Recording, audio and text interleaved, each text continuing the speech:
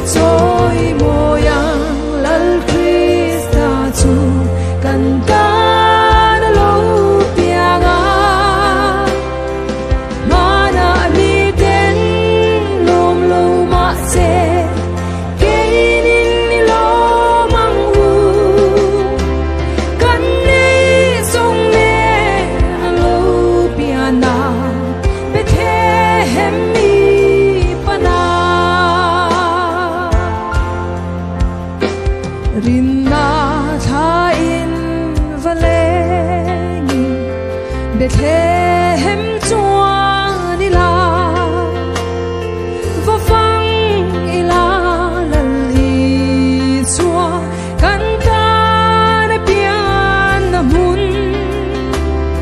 suta berang tu ten chuan fakla kan rem vena Ito'y moyang lal Krista tu kanta na lupianga mana miten lom loma se kainin nilo mangwu kanne song ne na lupiana Bethlehem mi pana Fagna zairi chuana fan Bethlehem tang kohar olal isu tuna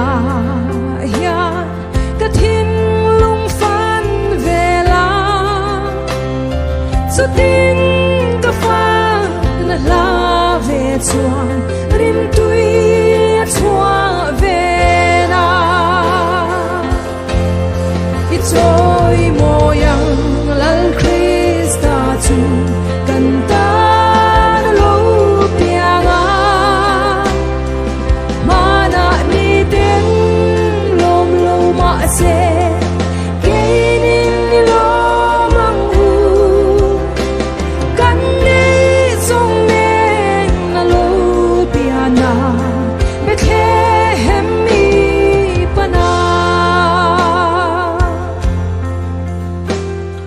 Mangay tulal lole la kathin lung ron lua la kay ma anang lo jeng la